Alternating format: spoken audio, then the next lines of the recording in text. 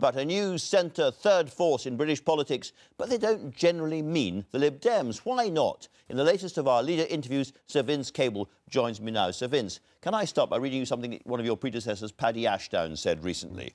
He said that, talking about the Conservatives, a Corbyn government after this lot is now completely unavoidable unless the centre gets its act together and does an en marche. It happens by creating a people's movement. Macron is the model. Do you agree with that? Partly. I think that defines both the threat to Britain from the extremes and the opportunity for people who have sensible middle ground opinion. But of course we're not France, we have a different voting system. But I think that the political upheaval that we're going to get this year in the wake of Brexit, that does indeed present major opportunities, and the Liberal Democrats are there. You know, we're a well-established party. We've got record levels of membership. It's expanding. It's younger than even the Labour Party in its demographic, and we're doing well on the ground. Local by-elections all over the place. But not quite according to Paddy, because he was then asked, so who is going to be the British Macron? And we all thought he'd say, oh, it's Vince Cable, obviously, but he didn't. He said this. He said, where's the British Captain? Well, there isn't one, he said. I was saying to someone the other day that John the Baptist has arrived, the public is hungry, but Jesus Christ won't turn up. He doesn't seem to have faith in the Liberal Democrats as that third force. Well, I'm certainly not claiming to be Jesus Christ, but I am leading a party which is fundamentally right and united and clear on the big issue of the day, which is Brexit.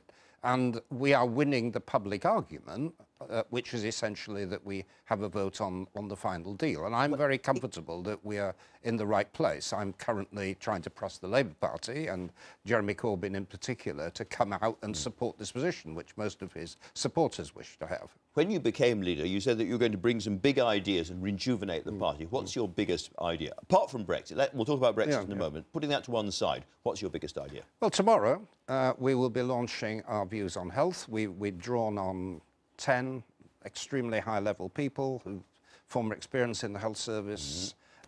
We're going to be presenting a set of proposals which relate to the financial needs of the health service. We all know how critical its problems are, and put it on a sustainable basis. I think a lot of people will find that package very attractive. Are you going to ask for a different kind of taxation to fund the health service? Because if you're not, then it's what everybody else is saying. Well, it's actually not what everybody else is saying. I'll be setting out the details tomorrow. But it is indeed built around the idea that we have to have a dedicated form of taxation, and I'll be describing earmarked tomorrow. Tax of some kind for the NHS. That principle, and indeed there are serious people around who are not necessarily in my party who are arguing for that approach. Well, I grant you that is certainly interesting. Now, you talked about Brexit before that.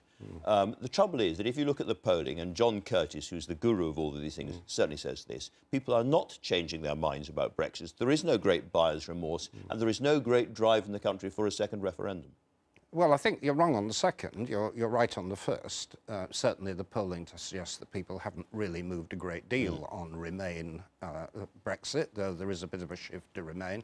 There is a very clear move, I mean, all the polls show this, to people feeling that, first of all, the government's making a terrible mess of the negotiations and is horribly disunited, and also supporting the idea of a vote on the final deal. I think that is getting a lot of traction, and that will be crucial. There's a lot of support for a vote on the final deal in the House of Commons, but the second referendum is, of course, a step beyond that. You have a dozen MPs. The Labour leader sitting in that chair last week was very clear that he is against a second referendum and will stay so. The Tories are against a second referendum. Therefore, in practical terms, it's a dead duck, isn't it?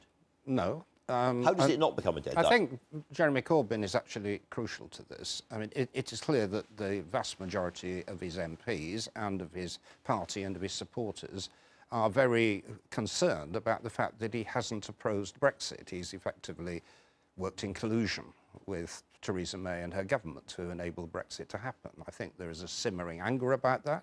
And I think as we get through this year and we come closer to the final decision, and as it becomes clear, as it is, I think, that we're going to get a very bad deal from these negotiations, he will be under enormous pressure to agree to support a referendum on the final deal. And I think the Labour Party will come round to it, as will a significant number of dissident Conservatives. Well, we'll see. Jeremy Corbyn seems very clear that he won't. But even so, it seems pretty clear. It's hard to imagine how we will not formally leave the EU in March next year. It's quite close now.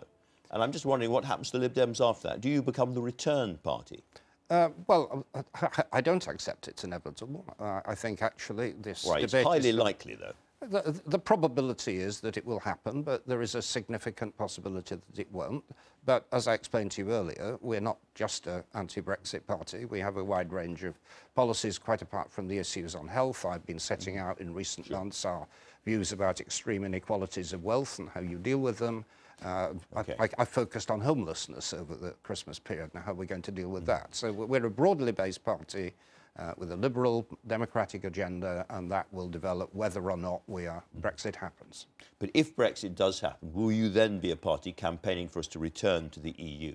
Well, returning to the EU once Britain has left, if we do leave, would be much more difficult than staying in. So not necessarily? Not necessarily. No, it is. There's a whole set of additional hurdles that you'd have to cross if you wanted to rejoin, and I think we'd have to rethink the position at that stage. But as I say, it's not inevitable. I think there is quite a high possibility that this whole extremely damaging process can be stopped. Are you enjoying the job? Yes, I am. Really?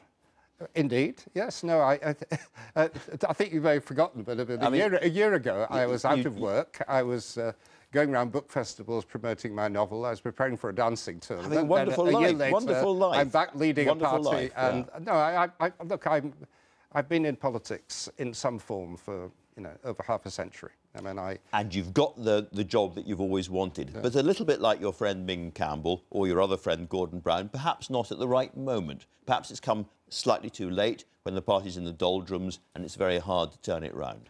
Well, I think the timing issue is right, but not in the way you mean. I mean, I'm very fortunate, actually, that I'm in this position at probably one of the most important turning points in British political history. And I and my party have an opportunity to be an absolutely critical player in all of that. So actually, yes, I am happy to be here.